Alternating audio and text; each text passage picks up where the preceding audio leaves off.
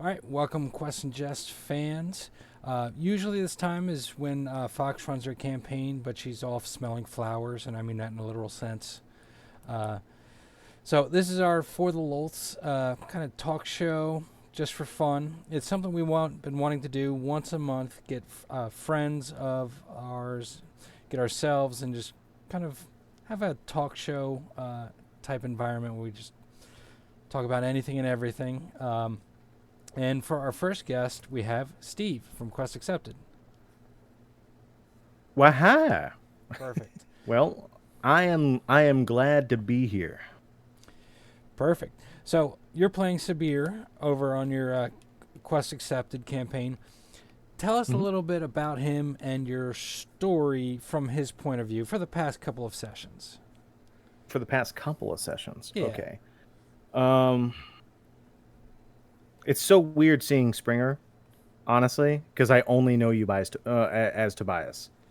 See, they all still call me Frank, which was the name of my first character from the other campaign. So Okay, whatever. that's weird, but yeah, but Sabir is a half Leonin, half Tabaxi fighter slash cleric now.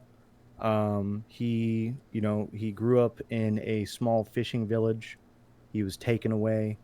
He was thrown into a gladiatorial arena, which that's where he met one of our other party members, Amanda, who is now a fucking awesome mother, and also uh, everybody, happy Mother's Day, Amanda.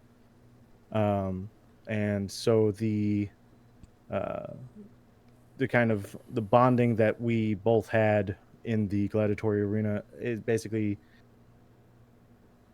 we became adopted brother and sister. And once we got out, we started venturing off, and that's how we wound up with the rest of the Galavantiers or the Jalavantiers. It's a soft G. Soft G, he Um, got it. yeah, I how do I put this? So I wanted to create a character, uh, or at least in character design wise. When I start a character, I think of like a class that I desperately wanted to play, and that was a grave cleric. So I wanted to I wanted to play a grave cleric, but I was like, I don't want to. For the backstory that I'm writing for this guy, I don't know exactly how that would make sense. So I wanted to make it into a way where he becomes a grave cleric. So I started him off with a fighter uh, first, and then and then now we're dipping into the grave cleric, which is a cool little aspect of that. And now, pretty much, we have reached the oasis of 1,000 lanterns, which is very important for me. But I also, from your game, I hear that there's an oasis of 1,001 camels. Yep, 1001. I don't know. I was like, we just got to the oasis of 1,000 lanterns, and then I like we raided you guys, and I'm sitting there watching, and then I think it was you that said the oasis of 1,001 camels, and I don't know. I was chuckling in my seat the entire time. But what's his story now, based on your second half of the question, is the previous episodes we were in a cave system pretty much out in the desert where we met some druids that Hazel, who Tiffany plays, that kind of tears into her backstory a little bit. We had to basically survive a dust storm or a desert storm. um, Quest accepted D&D. Steve, it's me. Yes. Minfa, it is an interesting race combination. I wanted to. I'll get into that in a little bit, but sorry, I'm just reading your Yeah. comments. Um, so we dealt with her backstory, but the main goal was to get to the oasis of 1,000 lanterns. So now, uh, pretty much from what's happening from Sabir's perspective is he has been told that he is a chosen, um, for this god Sabnu, the god of he's one of the gods of death in this game, and Sabnu basically his whole spiel about the death is he's the one that delivers the body to death. So all about the passage. Um, I actually have it. I can pull it up here real quick. Yeah, he's the god of sea, fishing, storms, and the keeper of the path to afterlife. So that's pretty much where the grave cleric is coming into play. And so we were told that I was one of the chosen, and to seek out this oasis of 1,000 lanterns to go and find out more about why am I special, pretty much. And now we're there. We've met some interesting characters, and right now what we have to deal with, we haven't had a game in 2 weeks, but that's just because of some scheduling issues. But the last thing that happened was we woke up in the morning, and one of the followers of the oasis that kind of like, I guess, guards or protects the temple of Sabnu, is dead, and there's magical runes that are underneath, basically desecrating the land. So currently we're trying to figure out who the assailant was, how to undesecrate the lands, and also how to get inside the temple of Sabnu. And there's 2 entrances to do so. And that's, so we're kind of like in a little murder mystery thing. But I don't know. I as a character who I put a lot of stuff from my personal history into, I don't know. He just, I wanted to make him this dark and brooding character, but too much of me is in his backstory, so too much of me comes out as playing him. What do you mean, your personal history? Doesn't have to be too revealing, but so let's see what I put in. So the whole reason why he has basically a history with death, and what I'm trying to get from it, right, is one of my parents passed away. And so in the backstory, one of my parents passed away, and it's my dad passed away in the game. Out in real life, my mom passed away, so I wanted to flip script on that. And so I don't know if my mom is alive out in the world of Tesla, but it's kind of open ended on that front. So I kind of put in some stuff that's personal, but I'm treating it as free therapy without actually. well, that's D&D. Yeah. And there's a whole reason why he has one hand that's completely burned from lamp oil, and that's just another part of me getting burned as a kid. So I mean, there's just a lot of like little nuances there. I'm like, how do I zhuzh it up and then kind of separate myself enough from it to be able to not break down every single time. I'm like, oh, I am Sabir, let's do this, and then just oh god. Now I have noticed from watching your videos that all the characters seem to be aspiring restaurateurs. Really? You guys love food. You love making food. Mm-hmm. Now, how much gold would have to drop in your lap for you to stop everything and just say, we're opening a restaurant right here, and this is what we're going to do forever? Funny enough, it's actually not all of us. It's mainly only Shun.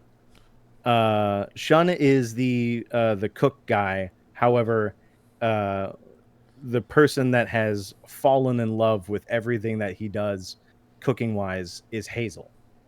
So anytime that there's some downtime with food or anything like that, because I mean it's a thing that we want to explore, obviously, because Shun comes from he is a cook, that is his background, and he wants to eventually open up a restaurant, but we roll with it. So once he gets started on it, and then Hazel jumps in being like, "Oh, I want pancakes," and then we're like, "Okay, well, how the fuck did we get pancakes?" And then we start, you know, working that up, and then I'm trying to find any bits that I can do with the food that's available. And I think in one of our earlier sessions, there was a bunch of food on the table, and I started like grabbing like a bunch of bacon and sausages and using them as weapons and like trying to retell a story. But yeah, so food's near and dear to everybody's heart. I mean, that's the only way to keep you going. You don't want to Yeah. eat food and have a good time. Have a good time for like, I don't know, 3 days. The bacon spiders were great.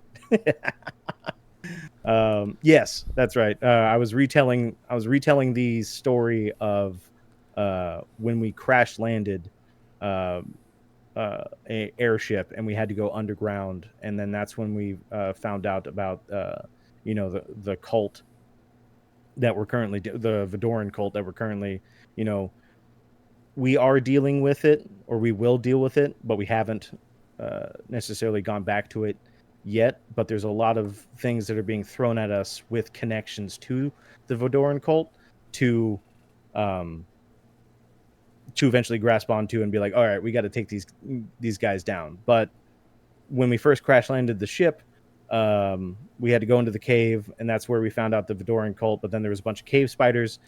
Shun's afraid of spiders, and then when we finally got out and finally got to safety, and we were retelling these stories because we wanted to tell all the soldiers about how cool we were. That's pretty much what it is. Sure. How much gold would it take to drop everything?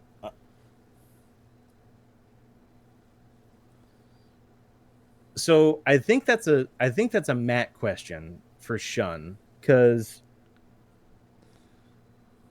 I don't want to speak for him, but I think one of his goals is to open up a restaurant, but because of what he has going on with, because he is a warlock, what he has going on with his patron, I think is like keeping him away from that. But I think eventually he would, or if he could, he would drop it all in an instant and become like a restaurant owner. He would just have to accrue some. So I think for him, it would probably, I mean, I don't know how much a restaurant business would be, but I'm gonna say maybe like 15,000 gold, so that way he can purchase a place, get supplies, hire some people. He's very good at Matt's very good at the business side of things. So I think he would kind of like, okay, well, now I got to pay my employees, and now I got to purchase the meats and the spices and everything from everywhere and have it shipped in. So now I got to pay a shipping cost and freight charges and blah blah blah.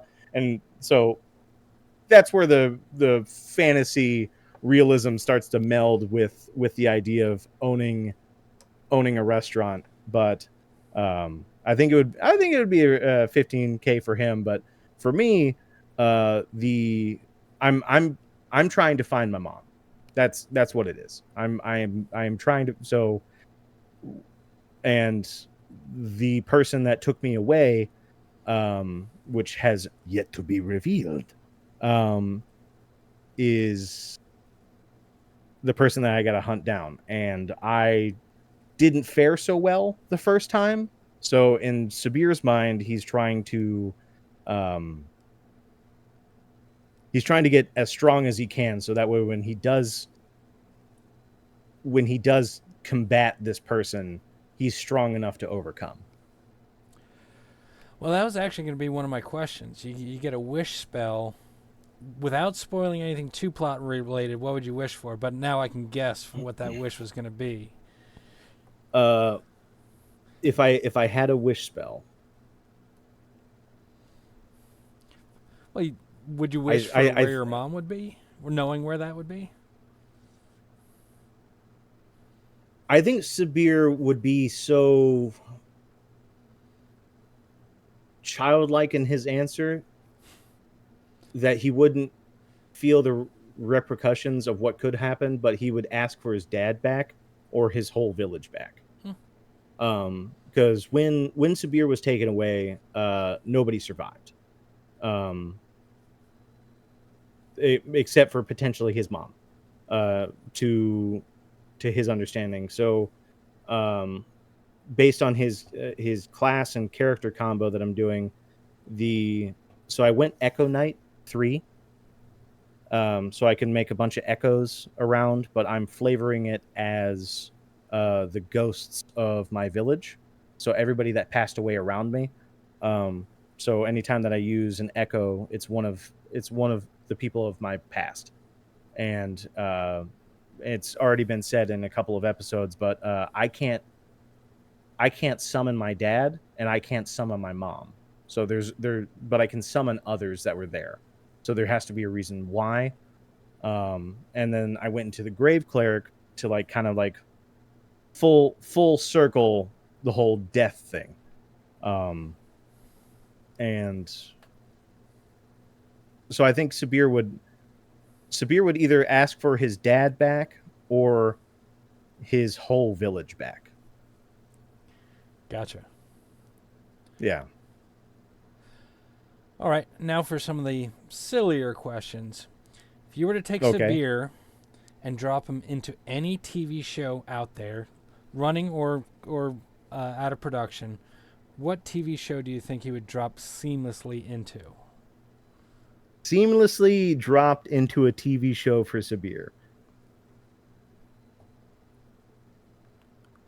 I think that would be easy. It would be American Gladiator. That'd be a good one. Yeah. Yeah.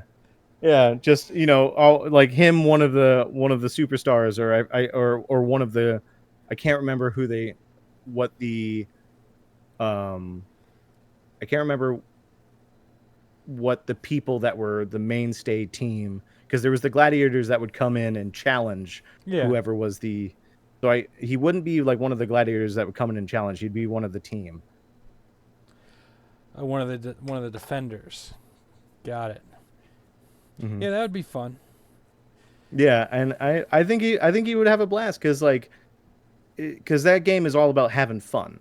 Thundercats, Well, that would be good. That would be good. Um, see, what I remember from American Gladiators was just inordinate amounts of steroid usage, and the defenders would just get livid anytime anyone would take them, anytime anyone would beat them. mhm. Well, true, and I don't think Sabir would be on the steroid game because I mean, he's super lean. I think I have like either a 16. Yeah, I think I have a 16 in strength. So, but his dexterity is like kind of okay. So I think he would be more like a lean, mean fighting machine, than just like a raged out like let's go, let's do this, come on.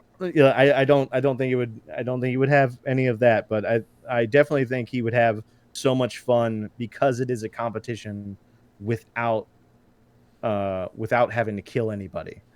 Because uh one of Sabir's, when he was in the gladiator arena, he wasn't a gladiator at first. And that's he was the kid, because he got dropped off there when he was young. He was the kid that would patch up the wounded gladiators, and also like uh shine the weapons, take care of it and everything. So he was kind of like the preparer of the dead, and it just kind of all bleeds together with this like uh this hunk of death swirling around him. So I think to play American Gladiator and not have to kill anybody and everybody can go home just being like, better luck next time. I think Sabir would be pretty cool with that. With the tennis ball launchers and everything. Oh, for sure. I mean, like with the tennis ball launcher, I I don't know if he would launch the tennis ball and just be like, oh, and then just immediately start running for it. By the way, chat, if you You have did not any, tell me about this. by the way, chat, if you have any interjections or anything you want to add, just speak up and we'll talk about that as well. Mhm. All right, so next question. Okay. Who was your favorite character someone else played in any of the campaigns you've played in or something you've watched? Who do you think it is and why? So, is it home games related, or Home what's the limits on this? home games would be more interesting, but I guess we can talk about live plays as well. I mean, Okay. it really depends on what you think. Okay. I guess if we're going for like the upper echelon of live plays, I'm between from Critical Role. I'm between Grog and Vax. If we're going in the upper echelons of live play, uh, Vax just because of the depth of his character that he goes through, but Grog because of uh, what he didn't necessarily bring to the table, but just how many times Travis would uh,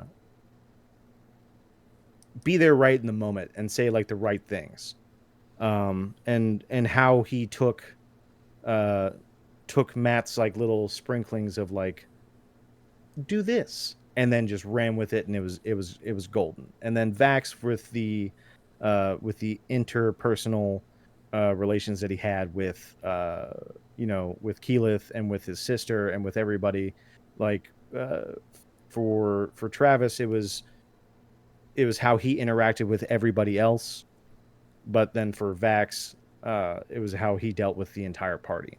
I think that was really good. But home game wise, um I I am between.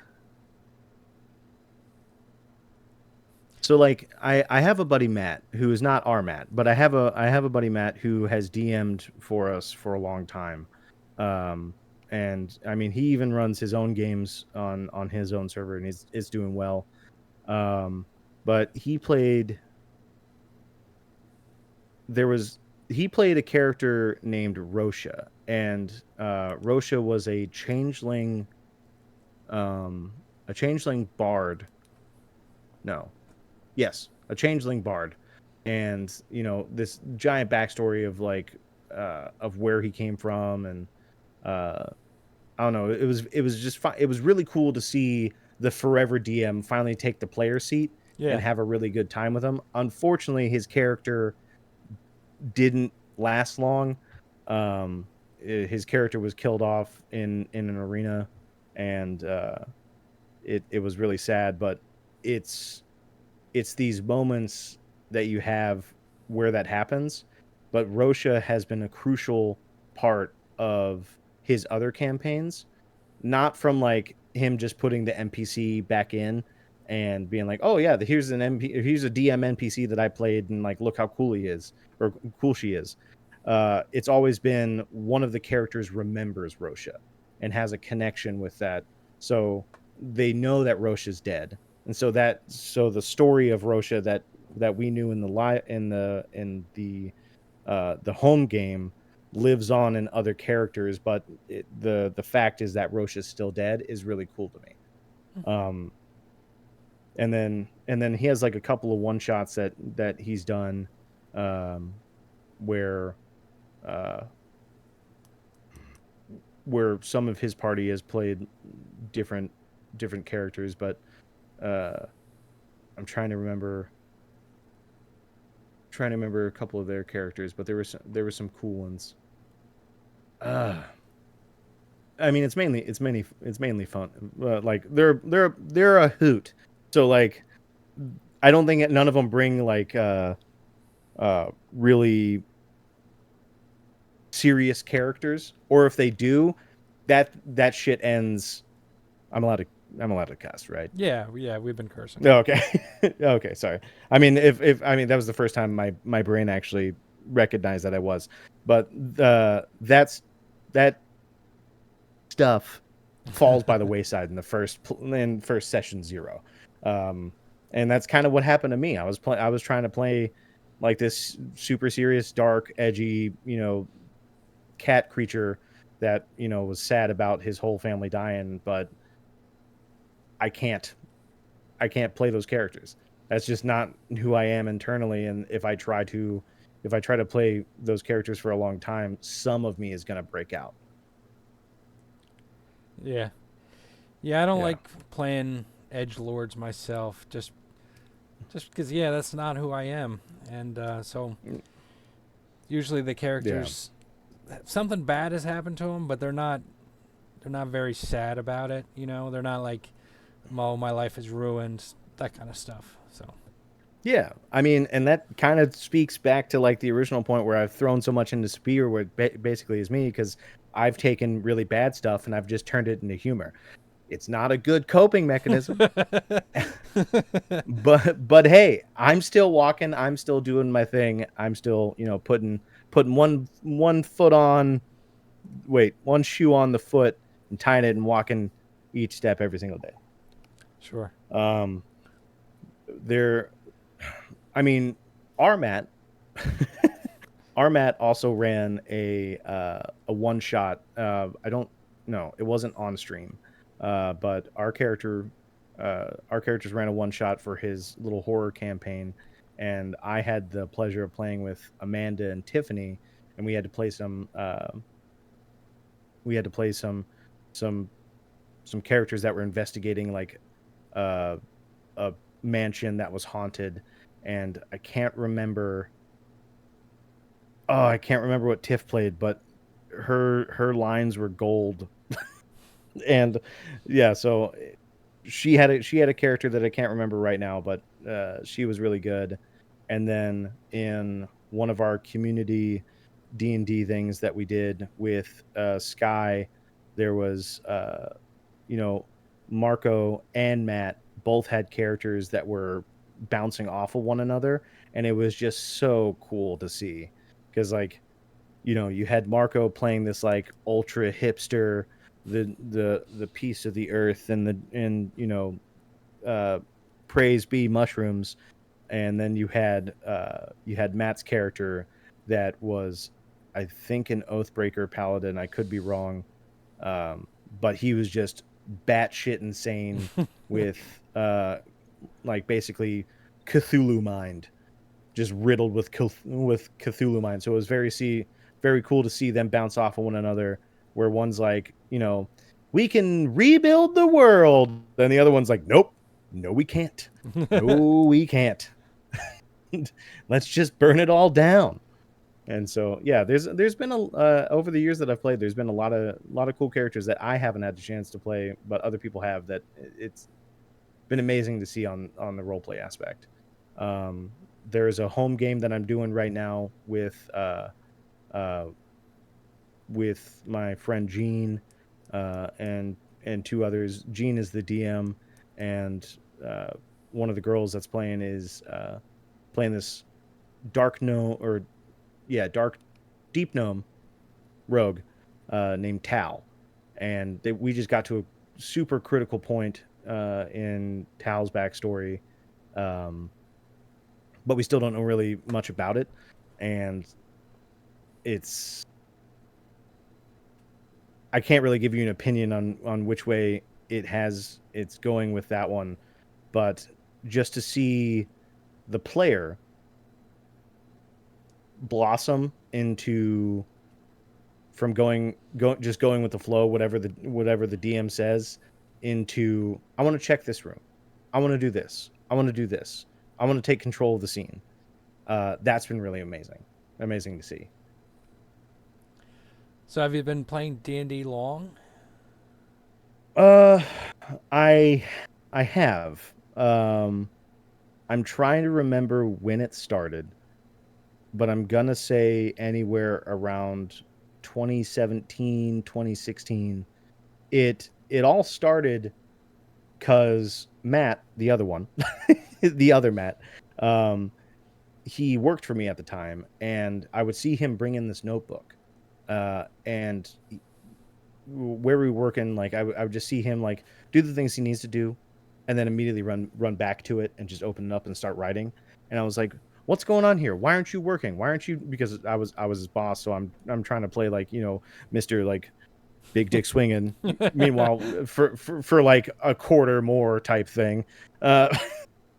And I was like, "What are you doing?" Blah blah blah blah blah. And he's like, "Oh, I'm writing this D&D book." And I was like, "You fucking nerd! Ew! Get out of here!" I was like, "Wow! I never knew that you guys actually existed out in the wild. I thought you guys were all in basements. You fucking nerd!"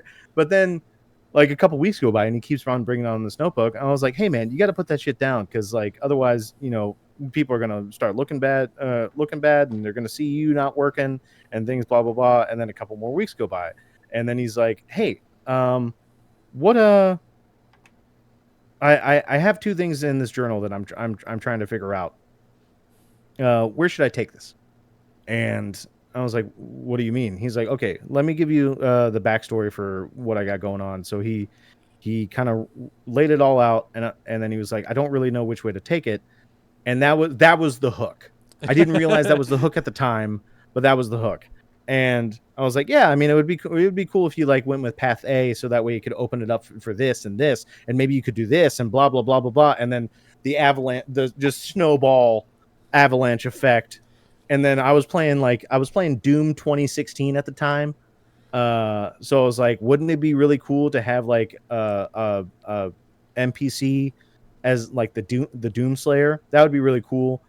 And he was like, "Yeah, no, that would that'd be really cool." And from my history of just playing video games, I played a lot of Diablo 2 growing up, and I was like, "Well, do you guys have paladins in it?" And he's like, "Yeah, we got paladins. We have a fuck ton of paladins. There's so many else." And I was like, "Wait, what?" And then I was like, "Yeah, well, I mean, I played Diablo 2 and I played World of Warcraft, and that's just I've always had, you know, a hard on for paladins ever since." And he was like, "Yeah, I mean, here, go to the D&D Beyond website and just check out the paladin stuff." And then that's when I was done for. So then I came back like the next day after like watching all of it, or, you know, trying to do research and everything. I came back and I was like, "Okay, so I think I can make the Doomslayer into a player character paladin, like an Oathbreaker paladin." And then he's like, "Okay, let's run with it." So then we started doing a character creation process for this Doomslayer guy, and we eventually named him Sir Roderick. And I've never been able to play Sir Roderick in any game whatsoever, but it was one of those things where like he was fucking crazy. He, you know, I had summon steed as a spell for like 5th level or whatever. I think I'm at like 5th level, but I could summon steed because I don't remember the spell slot for it. But I would use it, and I would immediately kill the steed because I thought it was a demon, because it just randomly appears. So I would just like hack it to pieces, and just like what was it? It's like he basically just talked like Batman, pretty much. And from then on, he was like, you want to do a one shot? And then from there, it spiraled out of control. So I was playing home games with him for years, and then it kind of went by the wayside. And then I found a new friend group because my brother was dating this girl, and had a huge friend group, and they brought me in. And one of the first things my brother said to Marco was like, "Hey, this guy plays, you know, Dungeons and Dragons. This guy, you know, does voices. This guy, you know, loves playing video games." And then Marco was like, "Wait, what? I love playing D&D." So Fox is right. You know, Other Matt, he tricked you. He baited you. He gave you that free sample. This isn't addictive. Just try it a little. For sure. Yeah, it wasn't like I got to his like little college apartment that he was staying in, and he was like, "Oh, okay, well, here are these minis." And I was like, There's minis. I thought it was all up here. I'm sitting here where I could be like this little dude, and he was like, yeah, sure. And so I think the first character I ever created was a dragonborn paladin named Drak Talrithian.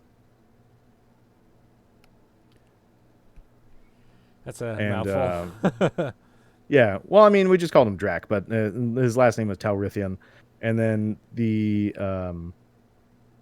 and then I came back like the next week, and we had like another one shot, and I played like a dragonborn tempest cleric, because I thought dragonborns were dope as shit. I was like, wait, you're telling me you're telling me I can just like swing a sword, but then also do a breath attack?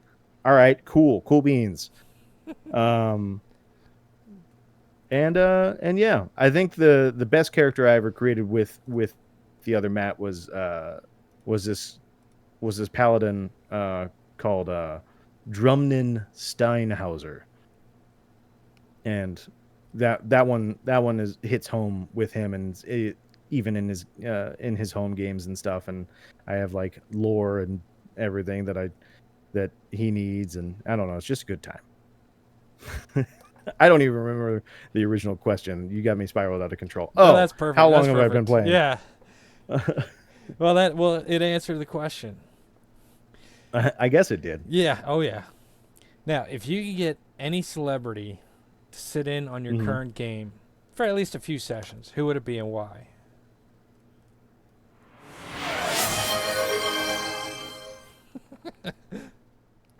Celebrity to sit in on, like to play? Yeah. To play with? To be your fifth character for your campaign for at least a couple games.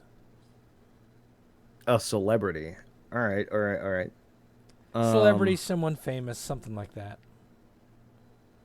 I'm just trying to think of like.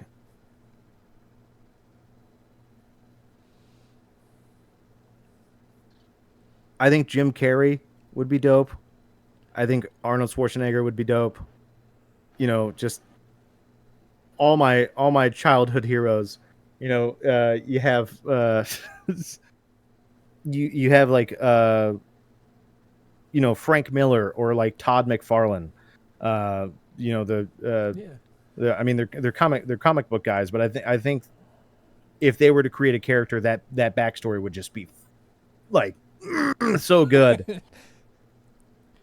See, I would really like to see Shaquille O'Neal, just because it would be so good-natured and earnest about having fun, even if he didn't understand a single thing that was happening. And I think it would just make the game so much fun. Okay, all right. Counter question for you. Sure. If you had Shaq, what do you think he would play? I don't know. Well, the first thing that popped into my head was Druid, mostly because it would be funny. Yeah, a gnome druid. Yeah, that'd be amazing. But yeah, let's see. Because I already have an answer, but it's just based on it's based on something that he's done already. And what's that? I think he would be a Goliath artificer or artificer from Steel. Matt, Steel. Papu Fruit. Steel. Papu Fruit. I haven't seen that movie in decades. Oh man, it's so good. I mean, it's really cheesy, but it's so good. I want a Steel remake. I want a Spawn remake. You know, I'm waiting for that shit to happen. But yeah, no, I think Goliath Artificer. Yeah, that's a pretty good answer. Yeah. But yeah, no, Jim Carrey I think would just be fucking hysterical all around. I mean, I understand that his on-screen stuff and his off-screen stuff is wildly different from how he acts. But I think if you were to throw him into a game where he's not necessarily on screen, but he can still be that funny guy, or even more of a serious thing, I think it would be a really fun time. But Frank Miller or Todd McFarlane, just for like the backstory, the backstory stories. Yeah, that would be really interesting. Yeah. All right. Next question. You've got to come up with Okay. a new D&D spell. It could be for any class, but the only prerequisite is it's got a material component which the spell consumes, and that material component is a daily multivitamin. So what is the spell? A daily multivitamin. Yes. Okay. And it has to be a new. Okay. All right. Because my brain's like, one pill makes you smaller, the other pill makes you large, but that already exists. And like, you eat it and you could change shape. That already exists. Okay. And then you could like take a multivitamin and you're like, oh, well, now I can fly. Oh, fly already exists. It's so difficult. Okay. And it can't already exist. Maybe you can modify something, but like there's a lot of spells that really get close to each other, but something interesting, something fun, or maybe something just very useful. It's called male enhancement. It's like enlarged but more specific. Okay. It changes the damage type that you do. That'd be pretty good. But only with your cantrips. Now, would different daily multivitamins, would you have to take a specific one to change the specific, or would you get to choose? You would get to choose because it's a multivitamin that has multiple vitamins in it. Got it. Yeah, that'd be cool. So you could. Is it just one spell or for like the day? It's since it's a daily multivitamin that you take, it would be for the day. So I guess like you would have to go through the like, oh, I forgot to take my pills today. Well, you can't change frostbolt to like acid. Sorry. But it would be a daily multivitamin, so you'd get it per day, but it can only do cantrips because I think changing leveled spells, you would have to, I think that would be a little bit too powerful. That's a pretty good answer. Now, I have been talking to your compatriots over at Quest Accepted, and they've told me a little bit of a secret, something you're working on, and you'll have to look at the stream. They've told me you are about to release a brand new D&D themed Crocs. You're having them made, and they're coming out soon. What can you tell me about them? I would love to tell you about some D&D themed Crocs. I would. I mean, if this product were to exist, if it were, sport mode wouldn't be a thing. It'd be roll mode. Roll mode. Okay. Mm-hmm. Sport mode's gone because if we're doing D&D themed, we're no longer going to sport mode because there's no sports in D&D. You sit down at a table, you roll some dice. You're not running around. You got to throw that shit in roll mode so that way you can like get off those natural ones. But that's hypothetically if it were to exist. Yeah. Hypothetically, the little holes in every single one of them, there may or may not be a dice holder for every single one of them, so that way you're like, oh damn, I forgot my dice. Oh wait, 1 second, D20. I'm good. Or, just sitting there being like, oh damn, nobody. See, this is the problem I have. It'd be like, oh god, I forgot my D10. There we go, and just like, and then boom, there we go. But there may or may not be holders for every single specific one of those. And then you could even potentially even have like a dice tower, so that way if you really wanted to like show up your DM, and this is all hypothetical. Hypothetical, of course. Yeah. If you really want to show up your DM at the table, and you have a dice tower attachment on your D&D themed D&D themed Crocs, you could put your leg on the table, right on the mat, with that D&D, and then roll the dice, and it rolls out towards the dungeon master. If you really wanted to be like, I know this is I bought a loaded die, and I know that this really needs to work. which not every single one of the crocs come with a loaded die. Only 1 in 20, but I've already said too much. Okay.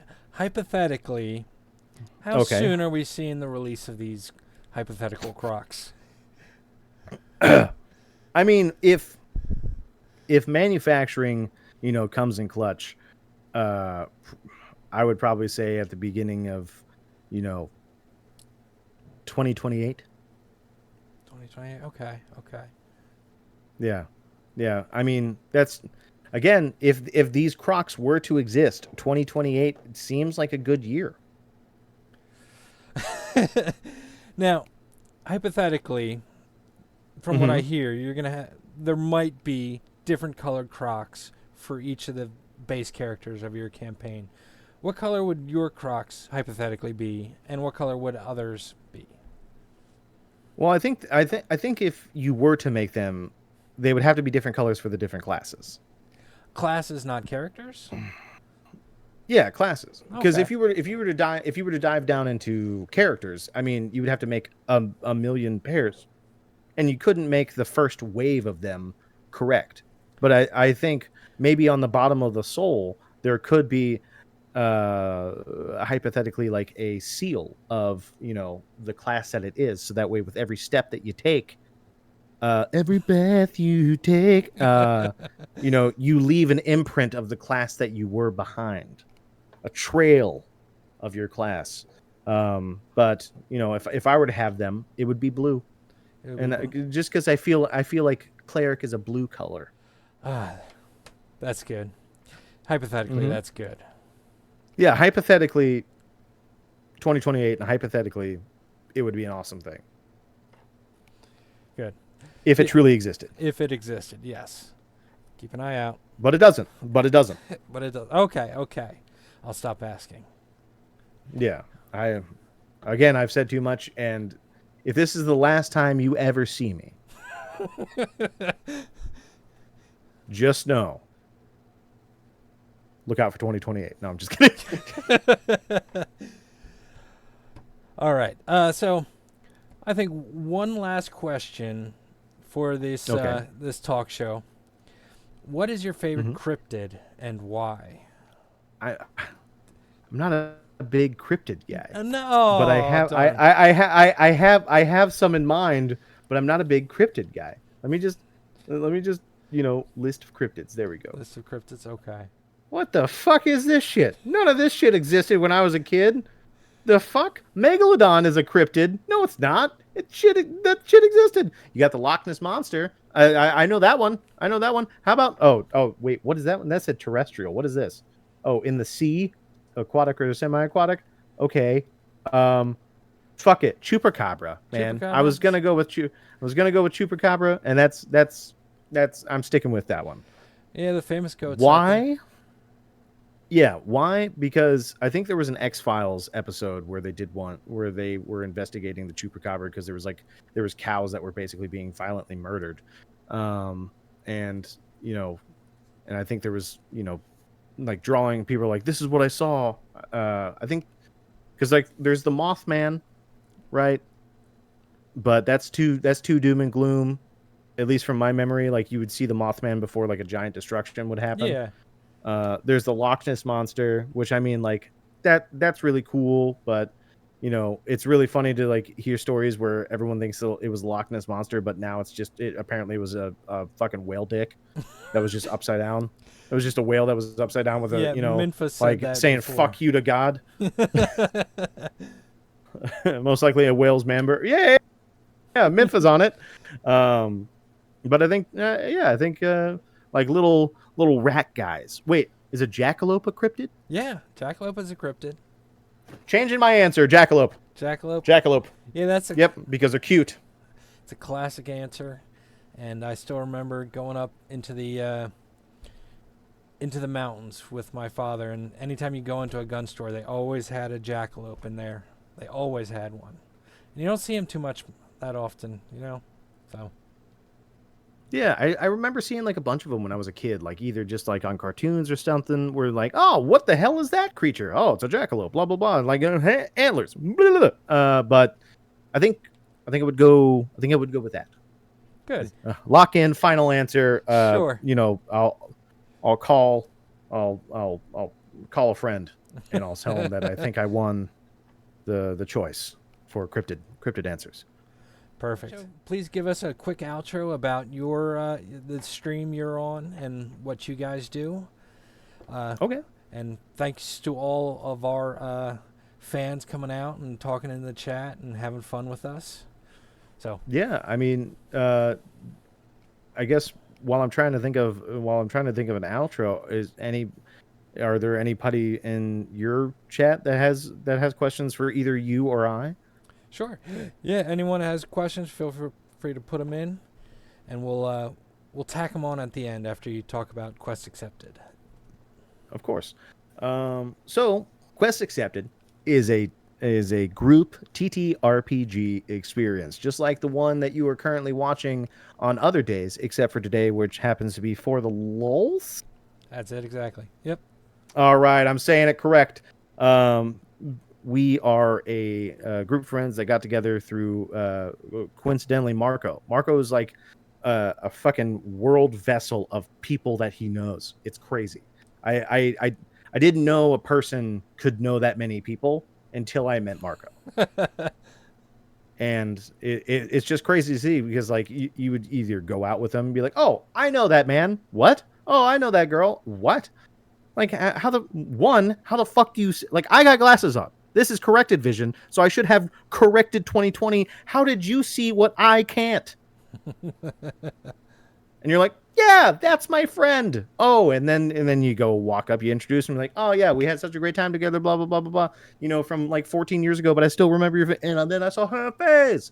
So that's crazy.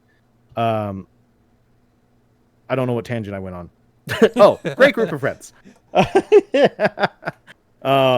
Great group of friends that got together. We do D&D on Tuesdays, where we play in the world of Teslam that's written and created by Marco, and it's great. It's awesome. It's getting good. You know, we're in this oasis of 1,000 landers. We're finally like, I mean, like, it kind of sucks because like it's getting good, and I'm like I'm now starting to like gnaw at my teeth for it, where like I just need more. But the story also revolves around me, so now I feel like an asshole for being like, well, since the story is about me, that's why I care about it. It's like, no, now it's fucking there's intrigue, there's like people from the party are starting to, you know, because me and Shun now have a thing where like he has to steal something from my god, and I'm like, no, the fuck, you shouldn't do that. And now it's gonna be, there's like conflict, there's interpersonal conflict with that. It's getting good. But that's on Tuesdays. On Thursdays, we have, well, actually, now we have Marco's Checkpoint. It's Wednesday Checkpoint, or Marco's Checkpoint. Wednesday, Marco is starting to play Horizon Zero Dawn, and he's going through game series as well. So he's going through the Horizon Zero Dawn series. So after that, he's going to play the sequel. Thursdays, I have Steve's Quest, where I go through trilogies or series of games on the hardest difficulty. I've been kind of going, the first one that I chose, because I've never beaten any of them, was Witcher 3, or the Witcher series, rather. I'm currently working on Witcher 3, where I just found Ciri, and I can like grab her, and it's great because she's been missing the entire time. But I've beaten Witcher 1 on the hardest difficulty. I do not recommend it until they get a remaster. I highly do not recommend it until they get a remaster, unless you like point-to-click games and want to pull your hair out, or you play on easy or normal. It is a rough play. Yeah, I've played. I've started Witcher 1, and I just really couldn't get into it. And yeah, it's that point and click, but you have to do it in rhythm in order to get the combo right. Yeah. It's tough. It is tough. Witcher 2, way more polished than Witcher 1, and it is good. It is still a hard game, but it is good. I beat that on the hardest difficulty. And then Witcher 3 I'm currently on, and I think I'm in the back half of the game. but I'm playing that on Death March difficulty, and then we will finally do that. And then I think I have a DLC left, which is the Blood and Wine expansion, because I've never beaten any of them.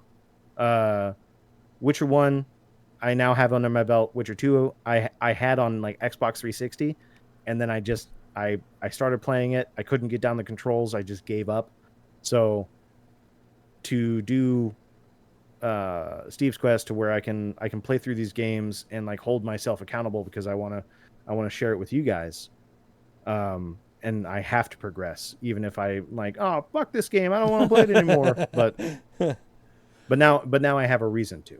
Well, Fox wants to know what drove the cosplay for Steve of Rizia. What was the impetus behind that? That was the story progression of wanting to become a Witcher. So with Witcher 1, I beat the game. I didn't have anything, right? And then I got a mysterious potion. This thingamabob. I got a mysterious potion from a person named Karen Moore, which is basically just a weird way to say Kaer Morhen, which is the castle that the Witchers have created.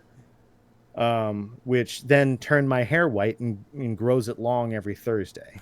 And then so once we completed Witcher 1, I got a magical potion. I drank it without even realizing it. Do not drink things that come in the mail. It's not. So then that happened. I got the hair, and then once I completed Witcher 2, I was like, okay, well, I'm in the back half of this now. I'm finally on Witcher 3. I'm gonna need protection. So then I ordered some armor to protect myself while I go through the final back half of the game, and then I realized that wasn't enough. So then I had to go get the swords to be able to slay the monsters, and then that wasn't enough. So then Vesemir gave me another potion, and I had to I took that potion because now he was up front and he said he was Vesemir, and then it turned my eyes into every Thursday yellow. So that's basically what the thing is the impetus was wanting to become a Witcher and slowly doing it with every completion of the game. But yes, that's Steve's Quest, and the next one after we finish Witcher 3 is going to be Dark Souls. Do you got your outfit ready? Or is it more Steve of Rizia? No, Steve of Rizia, I think, will finally be complete when Witcher 3 ends. I think Steve of Rizia will finally get to retire until Witcher 4 comes out. Then he'll come out of retirement like Rambo. He's like, it's never I thought over. I told you I was retired. yeah. And so that one's Dark Souls. I don't know what I'm going to do for that one. I think I'm kind of running an idea, but I'm all about the bits, man. I believe I'm a funny guy. I've been told I'm a funny guy. And so I'm all about the bits. And if there's anything I can do to make people laugh, and now I get to do it on here, fucking crazy. So that's what's happening after Witcher 3, and I'm probably gonna, learn to can't do those jokes, not on other people's channels. But then after that we have Saturday we do Kingdom Hearts, or we're doing it was one of our follower goals, once we hit 100 followers, to do a entire playthrough of all the Kingdom Hearts games.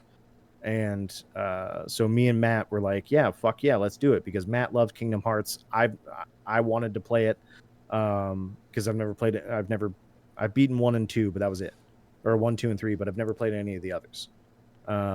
So we did that, and now we're on Kingdom Hearts 3 finally, and Matt finally gets to play Kingdom Hearts 3 for the first time, because he's never done it.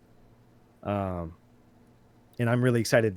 I'm really excited for that, because I thought it was a great game. I think he's going to have loads of fun, and he's not getting away from getting the ultimate weapon. You heard it here first. No, I'm just kidding. You already heard it. But and then on Sunday, Matt does some Sunday scaries where he does indie and scary games. I always have to preface that because I always talk too much, so I'm always like, or talk too fast, so I'm always like, oh yeah, he plays indie scary games, and they were like, you play Indian scary games? That's such a niche market. Like who makes those? They have game developers on the reservation? But yeah, so he plays indie games and he plays scary games on Sunday, and then we round it out. So we basically now have 5 days where we're streaming. That's pretty crazy. good. Yeah. It's almost like you guys. You guys are fucking churning out games. I am scared shitless when it becomes my turn to run a game. Like I know. I mean, Marco has a huge undertaking with the fucking world that he's built and the story that he's built, and you see that, and it's almost demoralizing to someone that wants to play. And I mean that from a good place. But it's almost demoralizing because you see all this world that he built, and you see all these stories, and you see the info that he has about all these places, and you're like, holy shit, how do you even keep it together, man?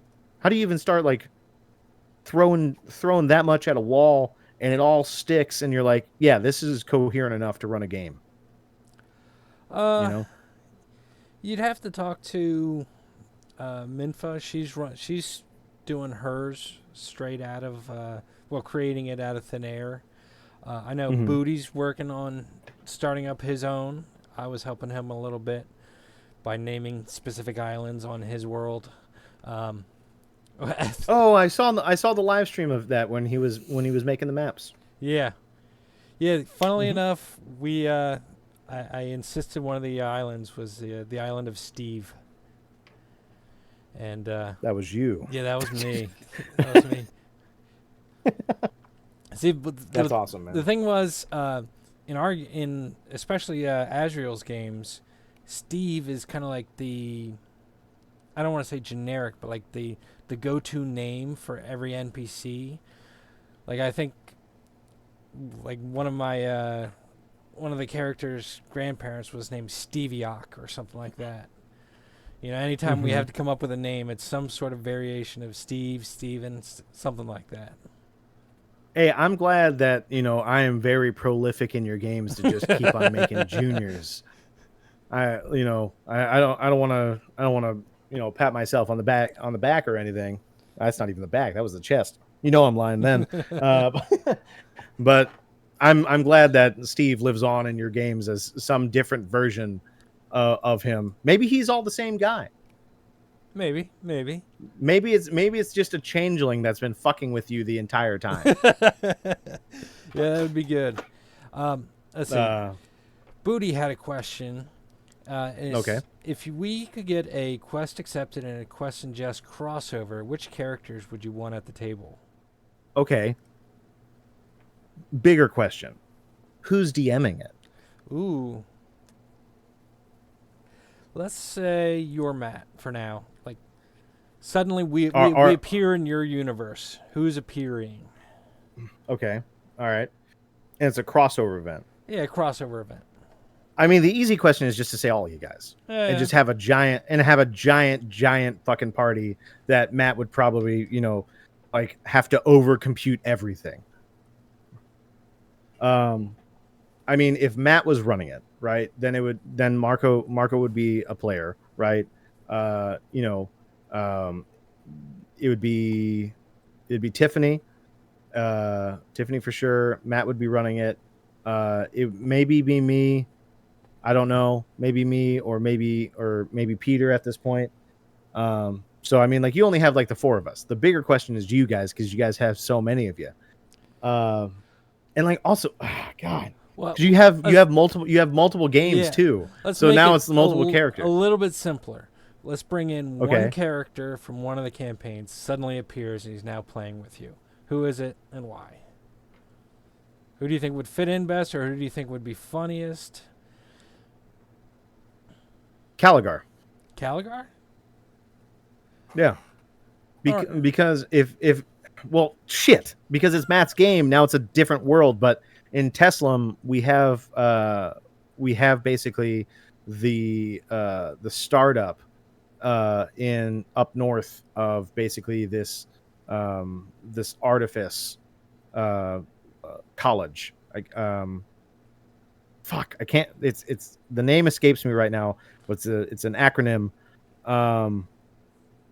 But the Caligar, since he is an artificer, he would fit in Teslam's world in that, and it would be one of the first artificers that we've seen. Oh, the harp, the Halcyon Academy, yeah, the Halcyon something. He had it in my game, but it's thank you, Matt. It is the harp. All right. And the last question for the evening. How did Okay. Steve come to cohabit with a body with Macho Man Randy Savage? That was a drunken night, a drunken Halloween night where I bought a Macho Man Randy Savage costume, and I was like, screw it. I'm not gonna break character the entire night. And I went out to the bar, and I started drinking, and I never broke character, and then I was like, Can I get a double whiskey Coke or a whiskey Coke? Double it up. and then it just, I woke up and I was like, where am I? I still had on the costume, and I was like, oh shit, what happened? And then every now and again I black out, and then I come back, and there's 4 bedposts on my bed that just have like the it's basically set up like a WWE ring. I'm like, where the fuck did this come from? And then I check my bank account, and no money's taken out of my bank account, so he obviously doesn't have access to it. So it's like, how the fuck does he get money? But it's probably all the times that I've blacked out. He started his own company, selling some merch, probably Macho Man feet pics. I don't know, but he's doing something when I'm gone. Yeah, that would be both disconcerting and heartening, seeing how he's Yeah. making his own way in the world. Yeah, it was definitely Halloween when I bought the costume, because I think the veil that separates us from the prime material and the ghosts and the spirit plane was so weak that he was like, that's the one. Well, that's a great answer, and I think that's the perfect way to end our talk show. I'd like to thank Steve and all of our fans for coming out. This was so much fun. I'm glad at how this turned out, and we're going to try and see if we can get it going once a month from here on out, not on Sundays, but on a random day that we'll figure out sometime in the future. And again, thank you for coming out and joining me on this. It really was so much fun. Yeah, no, I thoroughly enjoyed it. You and Booty surprised the shit out of me when I was just sitting there at the computer, like, working on something, and you guys were like, "Hey, you wanna chat with us? You wanna go live with us?" And I was like, "What? That's moi?" But yeah, that was. I mean, this has been super fun. I loved your guys' questions. I love the chat's questions. I like this. Yeah, it was great. Yep. All right, well, again, thank you. And I think I'm going to hit the ending scene button now. Sorry, this is still the first time I'm figuring this stuff out. So thank you, everyone. We'll see you later. Do we have our Tuesday session coming up with Minfa? I think that's on Tuesday. And then she does every other Tuesday, and it's this Tuesday coming up. We have Wednesday coming up, our normal Warhammer Old World, and then back to Fox's campaign in a week. So thank you for everyone for coming out. Check out our Discord. Check out Quest Accepted. This was a lot of fun, and we'll see everyone later.